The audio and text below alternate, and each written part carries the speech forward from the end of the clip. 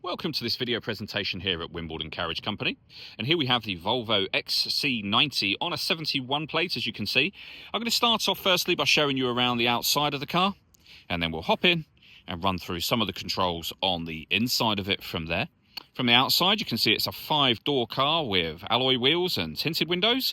We're going to start off inside the boot area first of all. The tailgate on this car will open electronically. You can either do that from the key or from the tailgate itself. As we approach the back of the car, you'll then see we have reversing sensors. Plenty of boot space as well. Currently, as you can see, we have one of these rear seats out. So on the right hand side is the amount of boot space you'd have if you had all 7 seats out in place. And on the left hand side, if you were to fold these rear 2 down and have it as a 5-seat vehicle. These seats are very easy to fold down. Just pop that catch just there. You can see the headrest goes into place, and then you can fold the seat down after removing that parcel shelf section. Okay, so we're just going to work our way back around to the front of the car, and then we'll hop in and run through some of the controls, as I mentioned, from there. Now that we've done a full circle of it though, firstly you can see the alloy wheels are all in pristine condition, as is the bodywork the whole way around the car. Just briefly before we climb in, I think it's well worth seeing the interior from this exterior point of view. There's plenty to run through on the dashboard, so let's hop in and we'll do that now. Okay, now that we're inside the car, we're going to start with the dials first of all. On the left-hand side, we have the speedometer. We have a digital readout for the speedometer within that. And at the bottom of that section is where you'll find the total miles for the car. They are 13,024. We have satellite navigation being displayed in the center at the moment. You can change that, and I'll show you how to do that in just a moment. And over on the right-hand side, the rev counter, and also what gear this vehicle is in. It's an automatic, so of course we're in park at the moment. You can also see the fuel gauge over in that section. So to say, you can change the information that's displayed over here, should you wish to, by having either your navigation, phone once you paired it, your media, or your trip computer information displayed there. The buttons to do that are just here. We have voice activation for your phone there as well. We have cruise control on the left-hand side of the steering wheel. And then over into the center, the main touch screen for the car. So one physical button, which takes you back to this menu every time.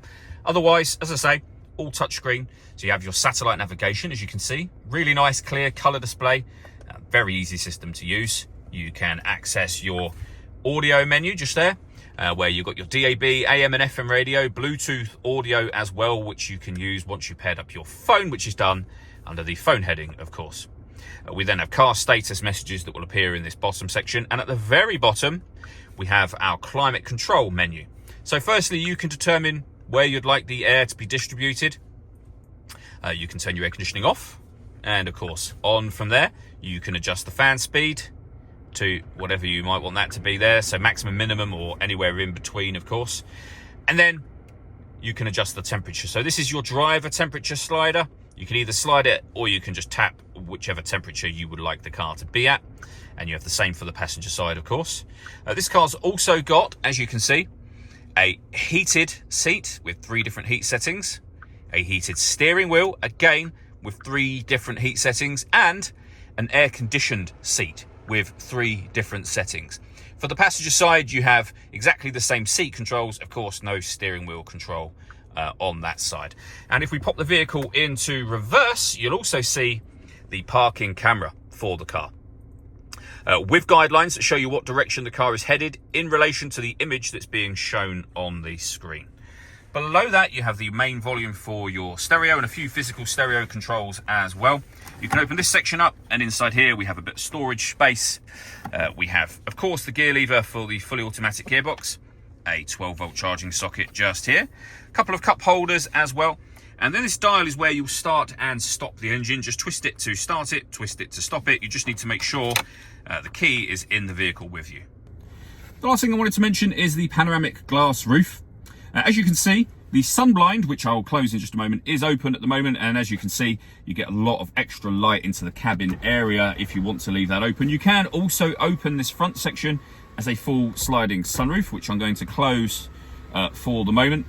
As I say, if you wish to, you can also close this sun blind from the rear of the car all the way back over to the front again, if you wish to do that. But with that open, as you saw, it lets in a huge amount of extra light to this cabin space. The last thing I wanted to mention is the paperwork we have for the car. So you can see the V5 registration document. The key that's in this envelope is the spare key for the car, so 2 keys in total. And then we have the service book. As you can see, the pre-delivery inspection just over there to the left-hand side. We then have services in 22, 23 and 2024 as well. All that leaves me to say is thank you for taking the time to watch this video. If you'd like to come and see the car for yourself and have a test drive, please feel free to give us a call here at Wimbledon Carriage Company. Similarly, if you'd like a live bespoke video tour, we are more than happy to do that for you as well.